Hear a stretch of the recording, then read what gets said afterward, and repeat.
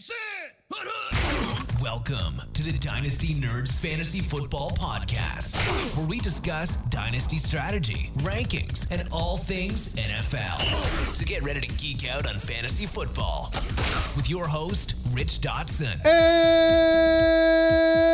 And welcome to the Dynasty Nerds Fantasy Football Podcast. I'm Rich Dotson.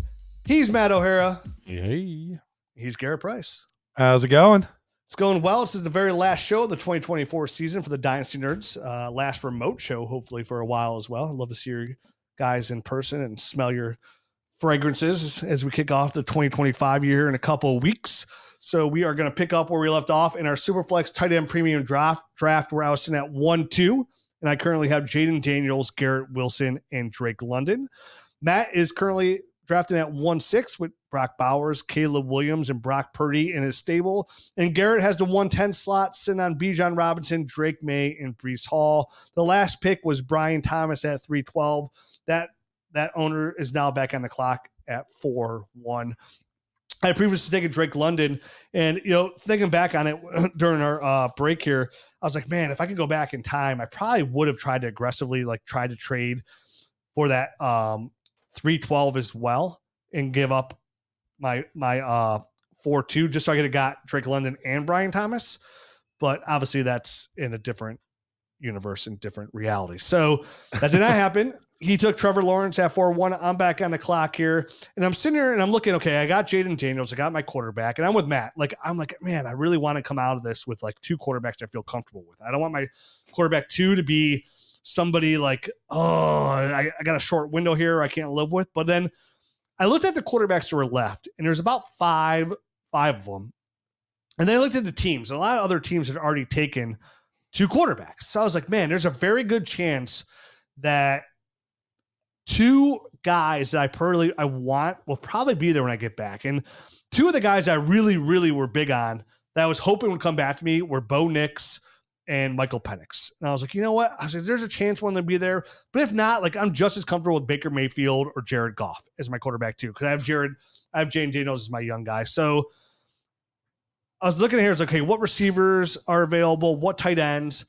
And there's no player that jumped. It was too early for me to grab Bucky Irvin because I really thought about it. I was like, man, Bucky Irvin's look pretty good. But I was like, that's way too early for a running back for me. And I was like, okay, so it comes down to receivers. And I was like, there's 3 receivers that I really like a lot here. Ladd McConkey, Rome Odunze, and Rashee Rice. And I was like, yeah, Rashee Rice right now with the injury, I'm going to bump him down. So it came down to Rome Odunze and Ladd McConkey. And I was like, man, Rome Odunze had a really high grade on in his rookie year. And I was like, that's probably the better pick. Rome Odunze right now, paired up with Caleb Williams out there in Chicago. He's going to get rid of Keenan Allen, but I was like, but he's also got DJ Moore there. I was like, a Ladd McConkey is just open all the time. He's paired with Justin Herbert. He's declared number 1 this offense. I've talked him up a ton this offseason. Why not? You know what? That's my guy. I'm going to go get my guy to pair him up as my wide receiver 3. Ladd McConkey's my wide receiver 3. I feel good about that. And I went ahead and took Ladd McConkey to pair with Drake London and Garrett Wilson. And those are the kind of startups where I come away with okay, everything from here that I do is kind of gravy. I got 3 really good receivers that I like a lot. I got the young stud quarterback that I like a lot. Let's go ahead and build a team. It just felt like I have a lot of flexibility right now to go a lot of different ways. So I took Ladd McConkey, felt really good about it. Right after that, it went T. Higgins. Then it went Bo Nix. Then it went Dalton Kincaid. And then Matt was on the clock here. And I will say, I was kind of surprised because I thought I was like, oh, in my head, I'm going, Matt's going to get Rome Odunze. That. He's got Caleb Williams. I was like, dude, that's a good – dude, Brock Purdy, Caleb Williams, Brock Bowers, and Rome Odunze. That's a good startup. Matt, how'd it go? Well, listen, I had some guys in mind. Listen, guys. And it was – I was looking at the Brian Thomases. I was hoping Ladd McConkey, maybe T. Higgins. All these guys get sniped from me, right? We spoke about it last time. In the middle, I don't like being there, and I feel like maybe it threw me off a little bit. But I decided in this moment that I didn't get my guys, and I'm going to do something I never would do. I was like, I'm going to go running back here. This is in a real scenario. I would never do this, but I started off goofy with Brock Bowers. I'm doing a different strategy. I'm going to see how this goes and see Keep it goofy. if it's really as deep as I think it is at wide receiver, or if I feel icky when I'm done with this draft. So I was like, I'm going to go James Cook here. He's an electric back. Every time I'm watching the Bills play, this dude's ripping off runs left and right. And, right now I think he's sitting at running back 10 on the year. So he catches passes. He does that. He's a big play type of guy. And I felt like after him, I don't know if there's a lot of young guys that I feel great about going forward. So I'm going to get the last young, explosive running back that I feel good about that isn't named Bucky Irving, because I forgot about him for some reason at this point. I still felt it was a little bit too high for Bucky Irving anyway. So I'm with you there. So I went James Cook. Directly after me, the person jumped on Rome Odunze, even though they have Jamar Chase, Malik Neighbors, no quarterbacks, Sam Laporta. They went Rome Odunze anyway. So right after me, it was Rome Odunze, Jalen Waddle, Rashee Rice. All three of those guys were guys that I was like, I'm going to take Cook. I'm going to hope one of these guys comes back to me. And they just went sequentially in order. And just kidding. My hopes were just completely dashed right off it's the like rip. a marksman at the state fair shooting those ducks. Ping, ping, ping. Like, exactly. No, I'm giving out the big teddy bear. And then Dynasty Price. And then Garrett was up. Then me. And before Garrett picks, Matt, that's kind of like, I say go ahead and get the Dynasty GM and do these mock drafts. Like this is what's important and fun to do a mock draft before you pick. Is like, okay, what if I did take running back here? Like, what could it look like? Okay, what if I did take this player here? What would it look like? And you're right, it is a mock draft, so like you can get a little bit more risky to see if it comes back to you, because then if it played out and like, yeah, Jalen Waddle falls back to your Rashee Rice, like, yeah, that worked out the way I wanted to. Sure. But then you're right. In hindsight, you can be like, okay, that didn't work out. So you know what? I'm going to play it safe, and I'm going to take Rome Odunze or one of those guys, and then hope James Cook falls back towards me at the back end. Right. Because obviously I'm going 1, 2, 3 says, okay, there was never even a remote shot of those guys coming back to me. So that's what's the important part of doing a mock draft, and like doing shows like this and talking it out. Like, what's important to this? Like, this is what the importance is, to show you like overall value of certain players today as it stands December 25th, 2024. Yeah, and you're absolutely right, Rich. I think it is really beneficial to do these ahead of time before your startup, just so you can get a rough feel of how everyone's valuing players. And look, it's all going to change again once these rookies get thrown into the mix, and now values are going to be changed again and adjusted. And so you need to do these every once in a while, especially before you do a startup. You need to do these just to kind of get a feel for how everybody's being valued. For what it's worth, I didn't have a huge issue with James Cook at 4.6. I think I would have rathered Odunze or Rice, but I didn't have a huge issue. I just didn't like going this pick and then the next pick you made together. I think that's where I was like, I don't know about that, but I didn't mind the next pick, to be honest with you. I was like, okay. I'm okay with one of them. I just didn't want both of them. I think that's what got me. I was more jealous. I was like, man, I hope that guy falls to me. I want him. We'll see how it plays out. Yep. All that being said, I told Rich before we got going that there's going to be a mini rant that comes with this next pick that I made. First of all, I was hoping Odunze or Rice fell to me because that's who I was looking at taking. All that being said, I ended up at 410 getting my quarterback 2, and I feel fantastic about it. Baker Mayfield at 410. Now, here's the little rant that I want to give. First of all, for me and my rankings, right now, everybody from roughly CJ Stroud, I actually might even have Baker a spot ahead of Stroud. If not, he's one spot behind. He's right there. So everybody from that point on, Sam Darnold, Kyler Murray, Brock Purdy, Trevor Lawrence, Bo Nix, all of those guys I have behind Baker Mayfield. I have Baker as like a legitimate top 12 quarterback. And you're like, really, Garrett? Baker Mayfield top 12 quarterback? Well, last year he was quarterback 10 on the season. This year he's quarterback 5 on the season. And I get it. People are like, well, yeah, he's old. Okay, he was in the same draft class as Lamar Jackson and Josh Allen. Both of those guys go far ahead of him, as they should. But we're not talking about like a huge discrepancy there. He's the exact same age as Patrick Mahomes. Patrick Mahomes goes well ahead of him. Like, I don't necessarily fully understand why there is such a discount on Baker Mayfield. He still seems like one of the cheapest options that you can buy legitimately as a quarterback too, based on all of this. Because let's see, we had 8, 9, 10, 11, 12, 13, 14, 15, 16, 17, 18. He was quarterback 18 off the board. So a mid-range quarterback too that you can buy that is going to put up quarterback 1 numbers and still under the age of 30. So like, why is he going this late? I truly do not understand it. Haters gonna hate. It probably helps like the Bucks right now are like a middle of the road team too, and maybe he's on his 4th team. Like all that's still like fresh in people's heads. But you're right. I mean, I'm the wrong person to back you up on this because I was never really off. Like I've been on Baker the whole time. Like I've been saying here, yeah. Even during our Ohio Dynasty startup draft, I got my quarterback too. I was like, dude, this is tremendous value for. I traded a 2nd round pick for Baker. I'm like, this is fantastic value. Like Baker's going to get another shot somewhere. Like, and he's going to play somewhere, like for sure. And kudos for him to turn around. And you're right. The big thing is like, you're willing to take guys like Pat Mahomes in the 1st round when it comes to fantasy football production from the same exact draft class, Baker Mayfield 5 rounds later. And again, Pat Mahomes is the better quarterback by leaps and bounds. Real life quarterback for sure. But we're not trying to win Super Bowls. We're trying to win fantasy football championships. So when it comes to production wise, you're right. Like Baker and him aren't like far off from each other on a points per game basis. So like that's where the Baker's ahead at this point. Yeah, exactly. So like age wise, draft wise, like they're very close to each other. And that's the value of startup drafts that you're contemplating. That's where I kind of thought like, oh, Pat Mahomes went kind of high for me.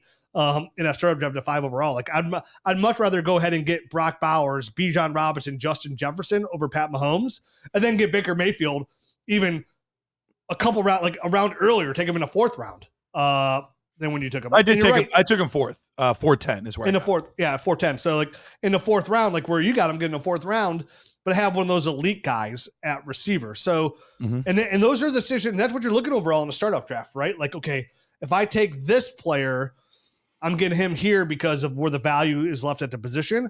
What does that leave me with what's left over? And kind of like when I took Ladd McConkey, I was like, oh man, I want my quarterback too. But it's like, man, Baker's out there, Goff's out there, Penix is out there, Bo Nix is out there. Like, I feel like one of those guys will probably be there. Now, it could be a risk, right? Like kind of like Matt, like, oh man, one of those guys will be back there. And they go, it literally could go, and I've seen it happen before. It goes Baker, Nix, Penix, Tua, Goff. You're like, man, I'm going to get stuck with Matt Stafford, ain't I? You know, something on those lines like, oh, no, hello, Russ Wilson, or Dak Prescott. So that could happen, and those are risks you're going to take, but sometimes you're just playing the odds, right? Like, okay, there's way more of this than there is of this. Like, same thing, I feel way less confident that one of those receivers will be there than one of those running backs being there. And it's also paying attention to your draft board, right? Like going through, like, okay, a lot of these teams already do have their quarterback too already. So, like, again, that means you're probably going to grab that young receiver. So like if I grab the receiver now, and by doing so, you're also helping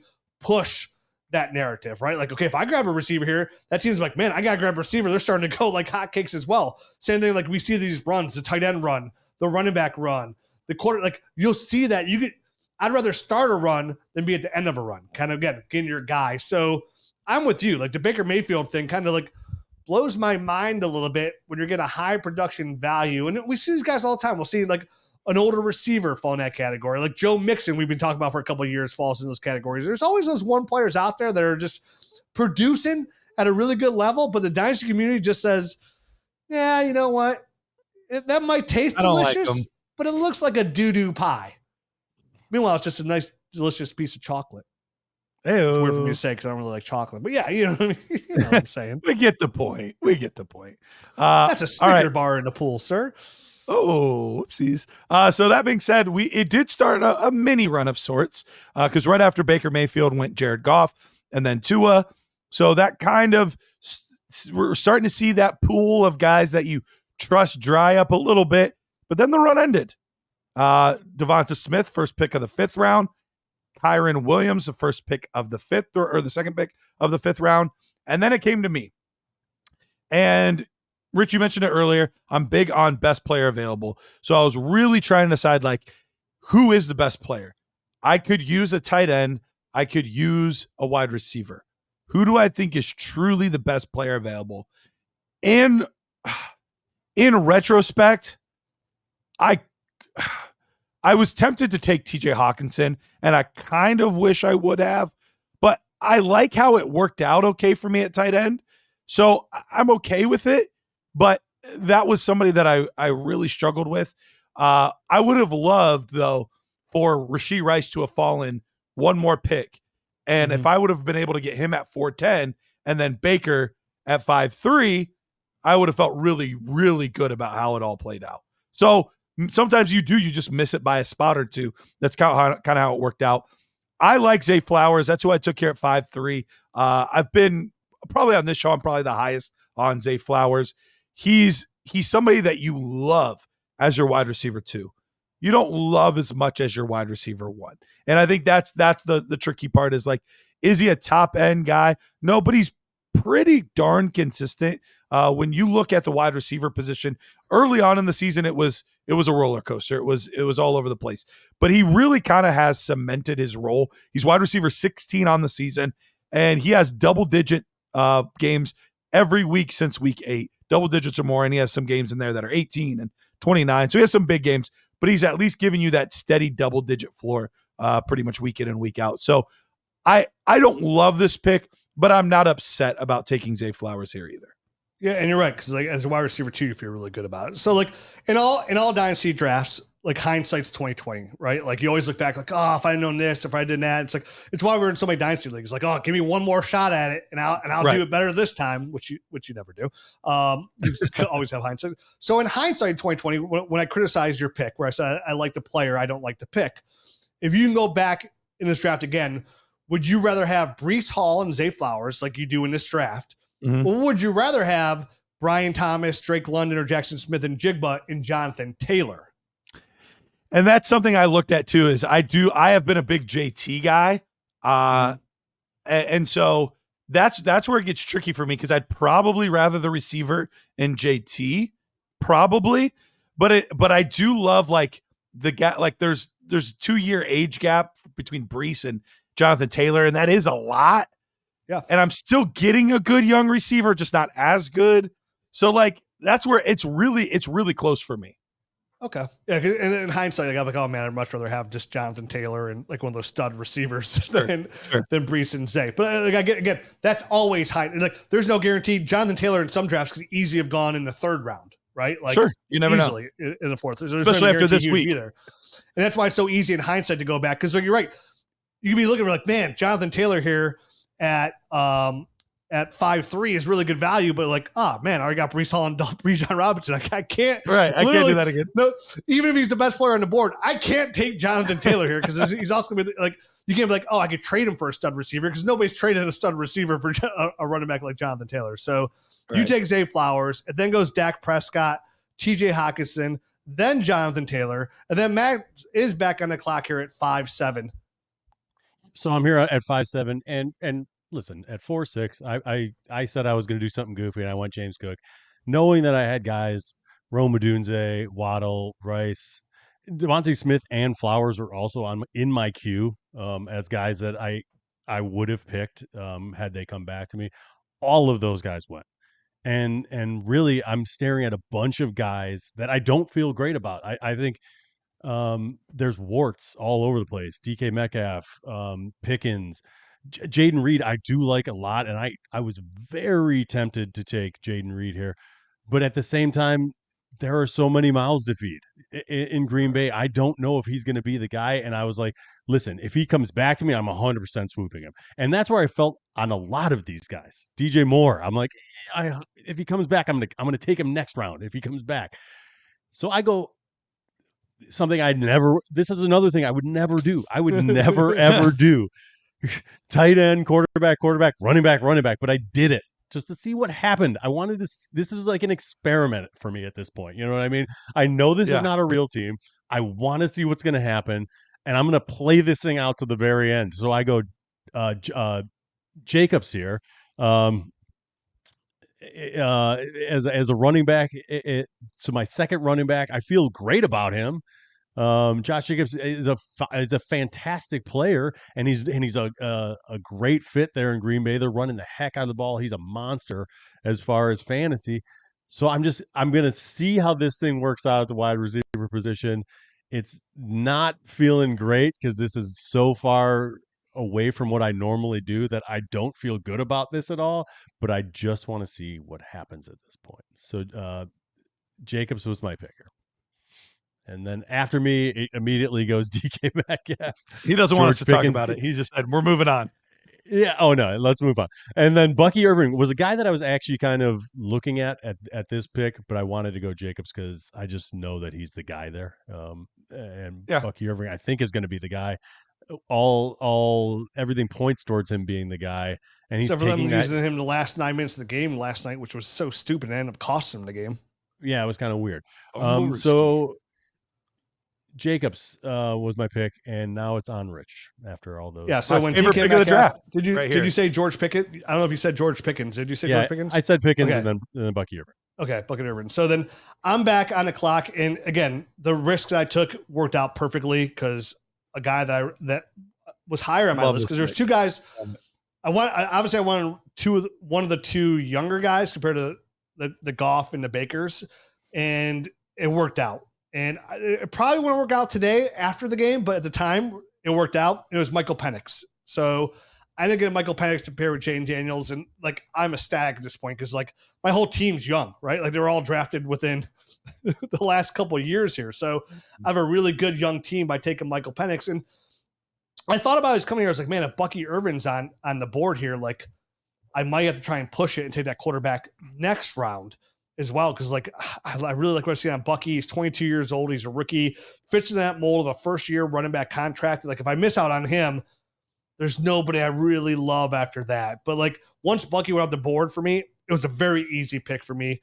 I was like, Jayden Reed's on the board. I love Jayden Reed, but I took away that question mark by going receiver. So like, again, it kind of made everything else kind of gravy for me. Like I said earlier on, after getting Ladd McConkey, like this really opens up my draft to like really focus on building a good, young, strong team. So I took Michael Penix here. Obviously, after the way he looked after last night's game, I feel really, really good about it. Having the weapons around him, that offensive line, having Drake London, who I already drafted as well. So I get that stack as well, the Drake London and Michael Penix stack, which I thought Matt was going to do the Dunze and Caleb stack, which would have been sexy. So I take Michael Penix here. Garrett, you said that was your favorite pick of the draft? It was. Yeah, this was my favorite pick of the draft because I was considering him in the Mayfield Goff Tua area, and he fell an additional round. And so when you get the upside of a player that this young with, and especially after the first 3 to 4 rounds, like I tend to play it pretty conservative in the first 3 to 4 rounds. I don't like to take a lot of risks. Like Drake May was a little bit tough for me because he did feel somewhat risky compared to a lot of the, like Bijan's not a risky player. Brees isn't a risky player. Baker's not a risky player. Drake's a little bit risky for me. But then after that, like I don't really care that much about floor anymore. I care about ceiling now because I got my cornerstone pieces in place. So now who can I draft that could bump up into those first 3 rounds? And Michael Penix, like by the end of the year here, we could be talking about, okay, are we taking Michael Penix or CJ Stroud? Are we taking Michael Penix or Kyler Murray? Are we like he could easily be in that conversation in 2 to 3 weeks. So for me, I thought this was, and like worst case scenario, if he doesn't do well, you're still taking him in the 5th, 6th round. So like there's really no downside here. Yeah, after hindsight, this league is no longer a mock draft. It's a real league. It's a $200 entry fee. I'll need you guys to Venmo me your entry fees, please. I like the way this has gone for me. So after I take Michael Penix Jr. Hard pass. It goes Kenneth Walker at 5'12". Then we enter the 6th round and he gets Jayden Reed. I thought that was really good value on the upside of a Jayden Reed there. But fair, at 6'1". And then I'm on the clock here at 6'2". And I really strongly considered Christian McCaffrey here. Like, oh, wow. Yeah, if it was a real league, I probably, because the way my team is now made up of Garrett Wilson, Drake London, Ladd McConkey, Jayden Daniels, and Michael Penix, I was like, man, if Christian McCaffrey comes back to form next year, like I could win this. Like I'm a legit serious contender here with this core. And I thought he was that much of a difference maker. But being a mock, like I also looked at, I was like, okay, the quarterback market, you're right. Like somebody just threw a whole bunch of kitty litter on it. It's dried up. Like it's not much left here. And and you're right, Garrett, like once you start entering round 6, like I'm starting to look at like, okay, what's some upside here? Like what are players that I could possibly move for a better position or at least gain value? With Anthony Richardson still sitting there and still not all in on Anthony Richardson, right? Like I'm not still, but him only being 22 years old, I was like, man, this is the kind of player that could, put a couple games together where they're high scoring games. And man, I could probably flip him for a younger running back. Like I could probably get Bucky Irvin back. I can get a younger running back of need with Anthony Richardson. If he could put together a good 4-game stretch here, I could flip him and get the tight end I want, or get the running back I want, or even get another receiver. So I thought the highest upside at this point, looking at it, was Anthony Richardson. I thought Christian McCaffrey was probably best for my team. And maybe if this was a real draft, that's the way I would have went. But like you said, just like a couple minutes ago, you kind of led right into mine. I was like, man, I really want the highest upside. And the Anthony Richardson offered that. So I took Anthony Richardson there at 6'2". Then I went Jordan Addison, DJ Moore, Xavier Worthy, all these receivers flying off the board. I'm sure to Matt's delight, who still has yet to pick a receiver in the startup. Matt, you're on the clock here at 6'6". Did you finally go ahead and break that mold and said, damn it, I'm taking one of these wideouts?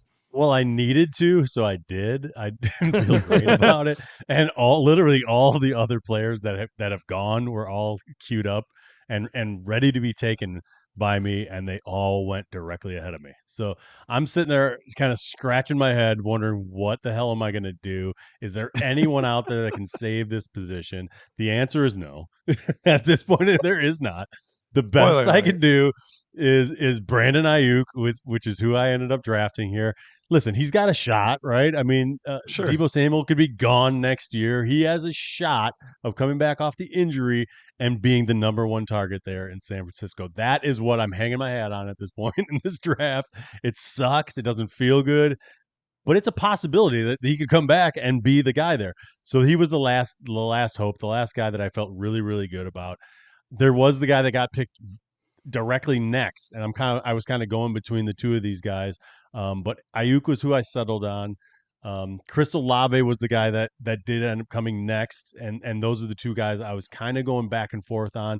I did also have Michael Pittman in the mix there in my brain. I just don't love the quarterback situation there, so I couldn't feel good about taking him. And the fact that I've got Brock Purdy on my team was the tiebreaker for me. So I was able to not get I wasn't able to get the Caleb Williams and Rome Odunze stack, but I was able to get the Brock Purdy and Brandon Aiyuk stack. I know it's not as sexy of a stack, but at least it's something. So it's good value. He's 20. He's younger. You get the stack. He just signed that long-term contract, so he's insulated there. He's an ACL injury, so people have been bouncing back from the ACL pretty cleanly lately. So honestly, getting Brandon Aiyuk this late, pretty good value for a team that desperately need a receiver. Absolutely. So that was all my reasoning. I don't feel great about it. He would be much better suited as my wide receiver 2 than my wide receiver 1, or maybe even my wide receiver 3. I'd feel great about because just coming off injury, and who knows who's going to kind of settle in as the top target getter there going forward. Mm-hmm. We could talk about that in a minute. But after Olave, it was Khalil Shakir, Michael Pittman, and then Garrett was on the clock here.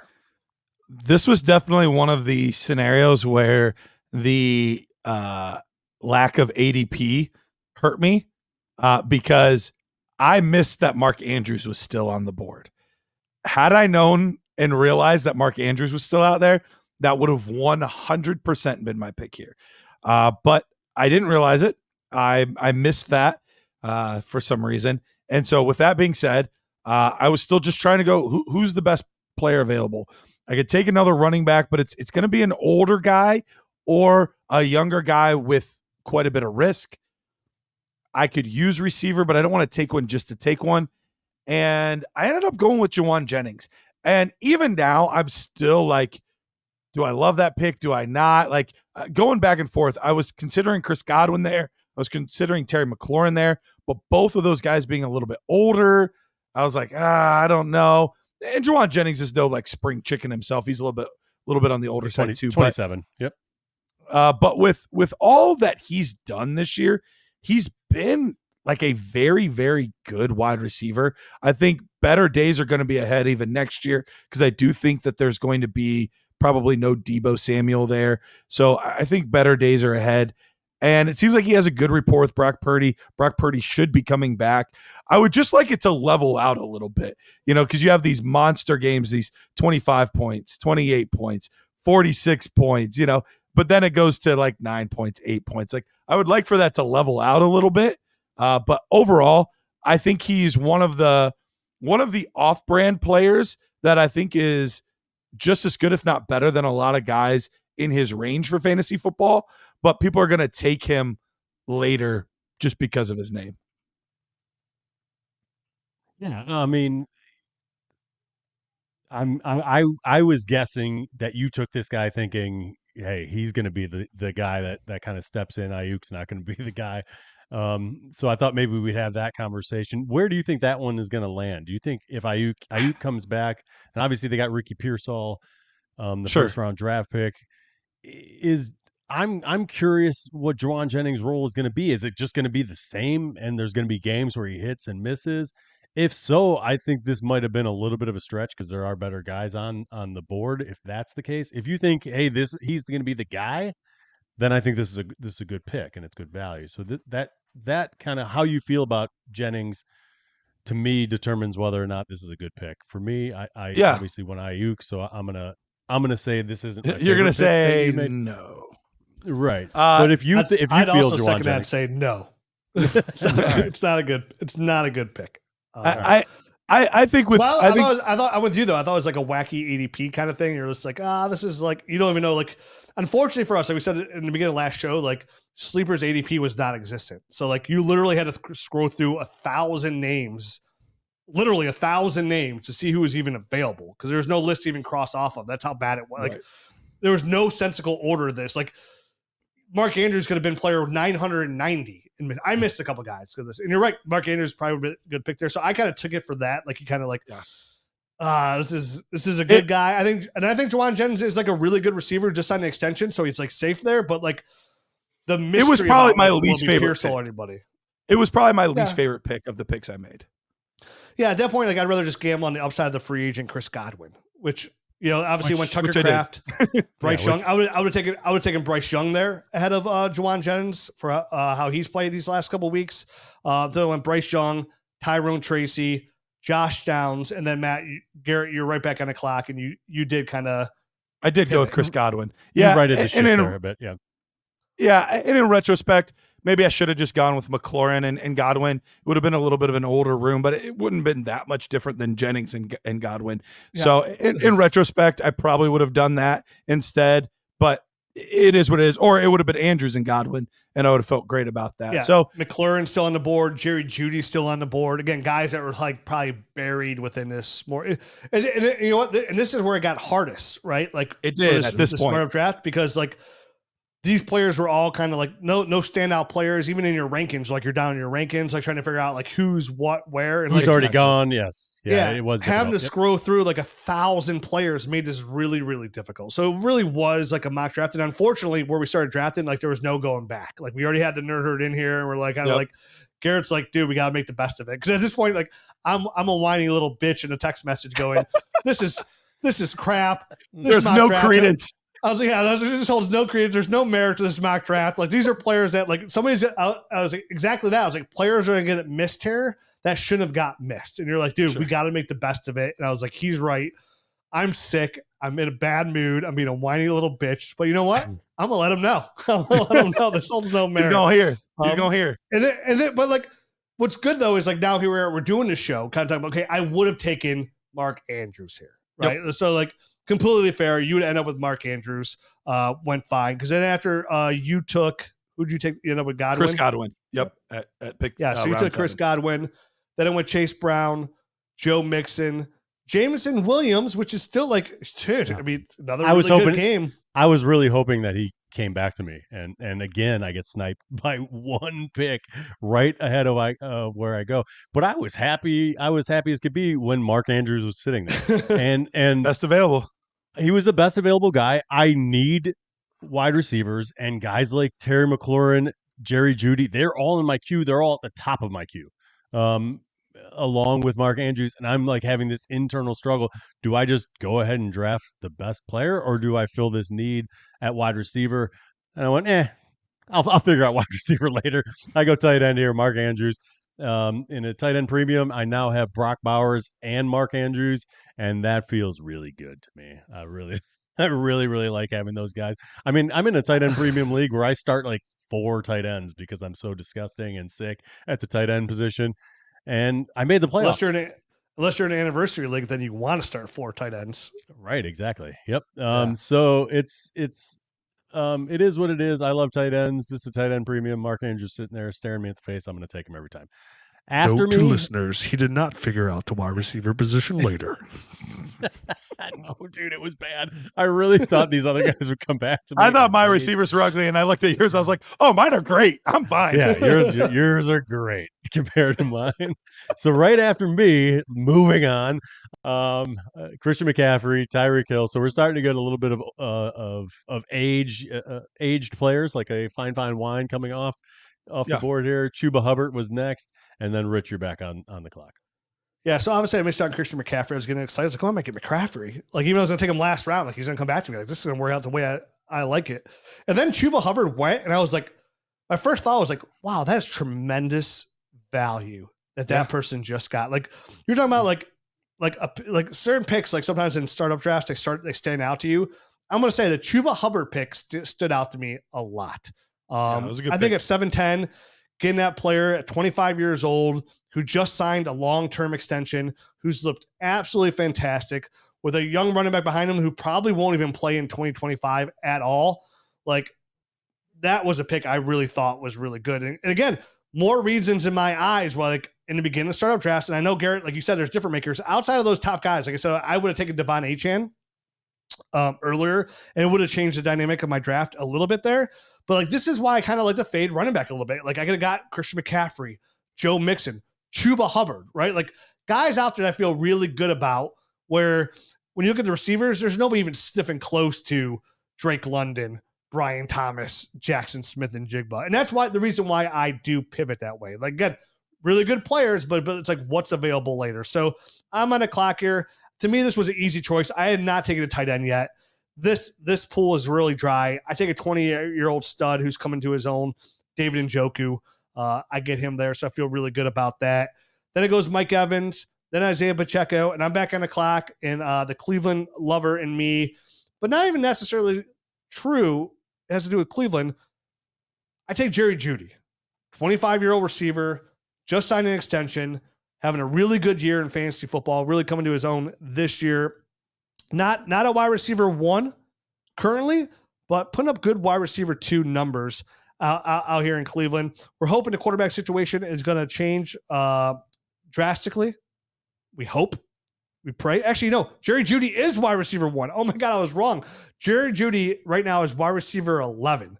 So again, probably maybe an ADP mix up here because of the ADP, whatnot. But boy, do I feel really good about this late in the draft getting a 25-year-old wide receiver 1 who just signed an extension, Jerry Jeudy, to slide in my flex spot. So I get Jerry Jeudy and Njoku in my back-to-back picks.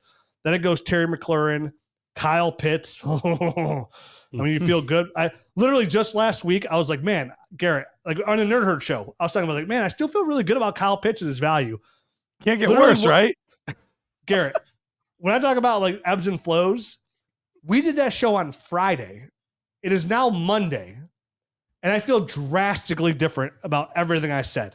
Like, give up a first-round pick still for Kyle Pitts, because after that drop, even Michael Penix doo-dooed on Kyle Pitts in his press conference. Like, he doo-dooed on Kyle Pitts. Yeah, he was like, dude, you got, like, I can't remember what he said, but it wasn't like glowing. You sure it wasn't the fake? Because there was a fake one out of him. Maybe that's what. Maybe I got suckered in then. Okay, there was a fake one where it was like AI, where they like dubbed over Yeah. And it wasn't. I read it. I didn't listen to it. Like, I didn't have time to listen to it. It was like, oh, Michael Penix is talking. I even wrote who wrote it, but it was in my feed, so like I assumed it was okay. I must have been in the For You feed. But anyways, I no longer would give up a first for Kyle Pitts. Let me put it that way. And it goes Travis Etienne, and then Matt. You're on the clock. Got to make a Matt pick here. Got to make a Matt pick. Listen, I like Xavier Legette quite a bit. Obviously, he hasn't had the season that I wanted him to, but he's a guy that needed a little bit of development. Not a great quarterback situation for most of the year, and now he's got a growing injury. But had to get one of my guys at this point. Nobody feels good, so I'm just going to draft a wide receiver that I like. And listen, Terry McLaurin and Judy were the guys I really wanted. Mike Evans also off the board in between my last pick and this one. So I'm looking at Legette, I'm looking at Pearsall, I'm looking at Adonai Mitchell, Keon Coleman, all these guys. I like Legette the most. Pearsall and him were kind of a toss-up, but I already have Aiyuk on my team. So I went with Legette kind of as a tiebreaker. Again, don't feel great about it because he's not what I want at this point with my wide receiver room. Not what I'm looking for. Too? Not what I'm looking for. I love the guy as a long-term option. But at this point, I've kind of already come to the conclusion that I'm going to be trading for a top-end wide receiver to fill out this room because I can't have this be what I'm going into the season with if this is my team. So I feel good about him as a long-term play. I just know he's not going to be probably in my starting lineup anytime soon.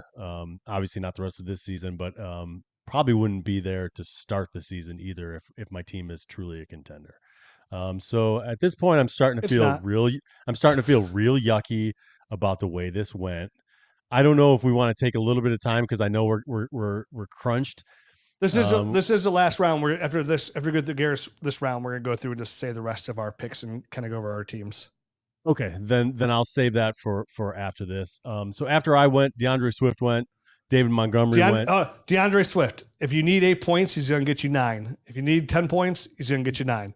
Yes, that is accurate. And then Jake Ferguson went as well, and then Garrett was on the clock. Yeah, and so at 8-10, I'm once again kind of at the point where I just want to take best player available. The tight end, I wasn't going to just keep reaching to try to get a tight end just because I don't have one. So I was like, I'll wait till later. And I did that on a lot of teams this year where it's just kind of wait till the end and just grab 3 or 4 garbage guys, and hopefully one of them is the king of the garbage. And that typically tends to happen somewhere. So I kind of the route I ended up going here. And I decided to grab my third running back, Ramondre Stevenson. I took him at 8-10 here. Running back 2 once again this year. He's been a running back 1 before. The biggest thing is the contract. He's got 2 years left on his deal. I know where he's at, and it's a team on an ascending offense. Yes, it is, Rich. It's a team on an ascending offense. The coach was talking about benching him this week because his fumbling issues with the 7th fumble the year. Yeah, but he had a good game.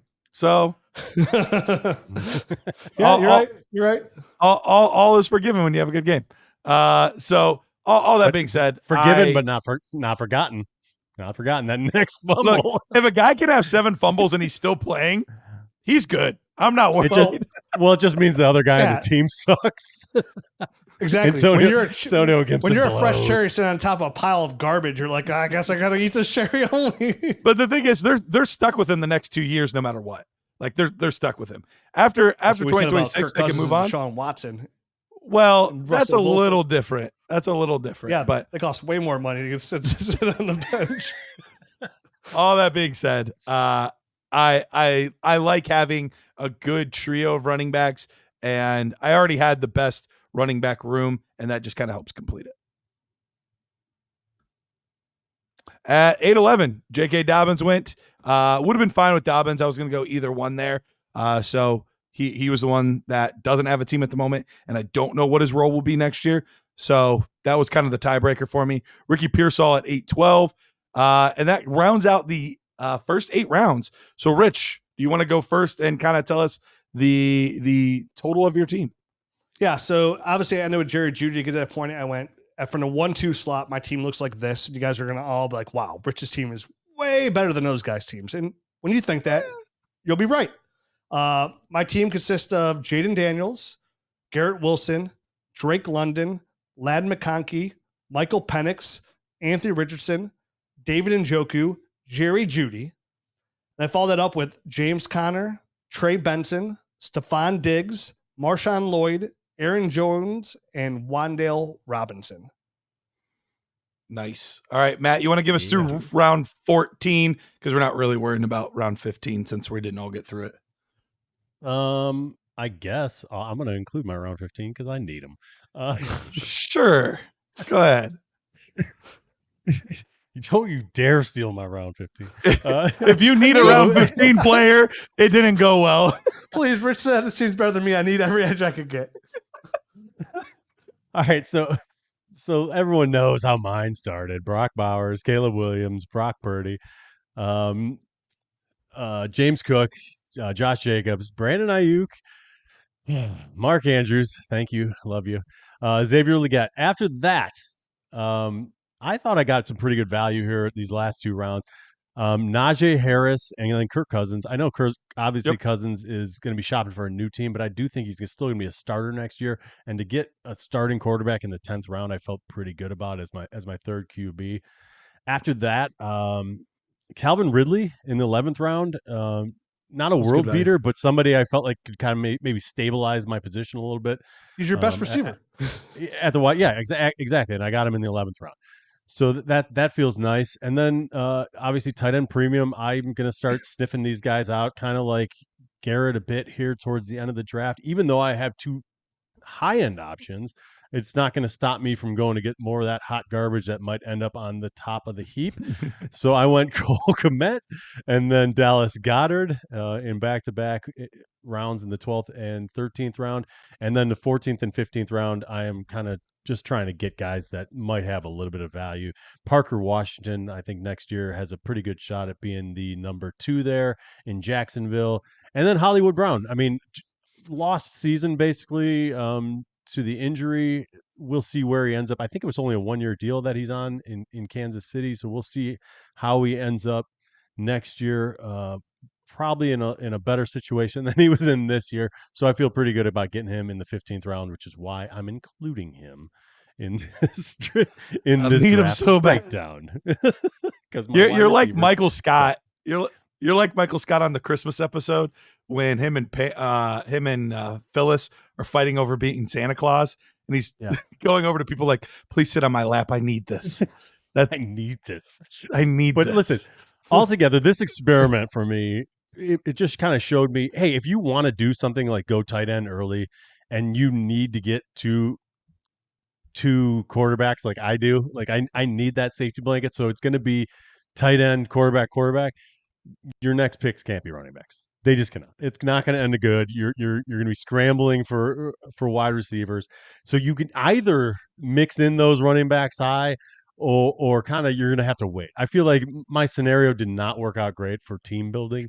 I think it's great at those at the premium positions. I think everything turned out really good, but my wide receivers I feel like hot garbage to me, and I hate the way it feels. So for me, it wasn't a successful experiment. I won't be doing this in real life. There we go. All right, to wrap it up, I took Bijan Robinson, Drake May, Breece Hall, Baker Mayfield, Zay Flowers, Juwan Jennings, sort of, Chris Godwin, Ramondre Stevenson, and then the new picks. I got Russell Wilson as my third quarterback, so I felt really solid about him as my QB3. Christian Watson, Jalen McMillan, I really liked in the 11th round. You completely snaked him from me. I wanted him pretty badly coming back. I ended up with Calvin Ridley, which was fine, but I really it worked out. A piece of McMillan. Yep. Yeah, he's looked good, and Rich and I talked about him on the Nerd Herd episode. Somebody that has a chance to really elevate now with Chris Godwin out, and he's healthy finally as they go into the playoffs and whatnot. He's becoming a favorite target of Baker, and definitely didn't hurt that I had Baker on the roster too. So that kind of tied things up nicely. I finally went tight end because I felt like the value was finally there for tight end. So I took Jonnu Smith in the 12th, which I feel really good about. I have him pretty high in my rankings, but he's an older guy with 800 yards. I know he was doing well. I didn't realize he had 800 yards. He's been unreal since kind of like week 8, week 9 range. He's just been an unstoppable force, it seems like, in PPR leagues. So yeah, he's tight end 4 on the season overall, which is wild. But I wanted to make sure that I had some youth there too. So I got Eric All right after him, which is a nice young upside tight end. And then in the 14th, because 15th round shouldn't count, but I took Blake Corum in the 14th round. I like to take some upside running backs late in drafts, and so took a little Blake Corum. Yeah, and that Jonnu Smith too. Interesting fact is he's the first Miami Dolphin tight end ever to get to 800 yards. Wow. Wild. Yeah. Wild. So wild. That is Still it. could hit That 1,000 is even. Yeah. That is our 2024 Superflex tight end premium end of the season mock draft where things stand. Hope you guys enjoyed it. Hope everybody has a very, very good new year and brings the new year happily. And, if this year didn't way to go the way you want it, you don't even have to look at it where like, oh, this is a new year. Big thing for those kind of things is remember every day wake up is a new day, right? Absolutely. Like it's a new day. So I never like to say like, oh, it's a whole new year. I'm gonna flip around that year. Like I try to like, if I have a bad day, that next day when I wake up, I try to reset. Now, could I immediately, the moment I step out of bed, step in that pile of doo-doo? Yeah, of course. I've gone through rough weeks. I've gone through one of the last couple of weeks. But hope everybody has a really good New Year's. I hope 2025 is a year we finally get to meet the aliens, and it's a great year. I think there's better odds that we meet aliens than it being a bad year. Hopefully. Hopefully they're cool. Hopefully they're like Dynasty Fantasy Football and they don't take that away from us because that'd be bad. That'd be sad. Give back my football. But it's a good year. It's been a good year here talking to all of you, doing what we do. We went through the whole cycle, right? From January to December, from the end of the year awards to the rookie breakdowns to the Dynasty Hot Boy Summer to end season to end season. Like every year, it's been really fun. As we enter year 11 of the Dynasty Nerds podcast, I'm super excited about what lies ahead. I'm super excited about, this rookie class, the tools we're going to unleash here for the nerd herd in the Dynasty GM. Again, it's a really good time to jump into Dynasty Nerds film room. We have over 500 games of all 22 film for you to walk these rookies. It's going to be another dynamic class. And we saw after this year, we mentioned 6 guys alone in the top 18 picks there of this startup draft. What a rookie class can do to change the dynamic of your Dynasty team overall. All the work you put in at the beginning of the year gets you this point now. So it's never too late to start. You never stop. If you stay stagnant, you get passed up. So a great year for me. It's been a pleasure, guys, in the 2024 season. I can't wait to see you on the other side of it in 2025. I mean, well said, Rich. Not much to add there, man. You nailed it. We're real thankful for everyone out there for listening, for interacting, for everything. So thank you, everybody, and have a great holiday season and a great New Year. All right. Yeah. Yep. You guys are good. See ya. Adios. Hey, Nerd Herd, Dynasty Nerds has an incredible new offer from Underdog Fantasy for new customers. When you sign up as a new customer, you'll get a chance at their new customer free pick. But that's not all. Underdog is also offering incredible deposit bonuses. Use the promo code NERDS when you first sign up, and Underdog will give you up to $1,000 in bonus cash with your first deposit. That's right, $1,000 to kickstart your fantasy football journey. Don't miss out on this fantastic opportunity. Head over to UnderdogFantasy.com or download the Underdog app. Sign up today with promo code NERDS and start your journey to fantasy football glory today. Must be 18, 19 plus in Alabama and Nebraska, 21 plus in Massachusetts and Arizona, and present in a state where Underdog Fantasy operates. Terms apply. Concerned with your play? Call 1-800-GAMBLER or visit www.ncpgambling.org. In Arizona, call 1-800-NEXT-STEP. In New York, call 1-877-8-HOPE-NY. And in Tennessee, call 1-800-889-9789.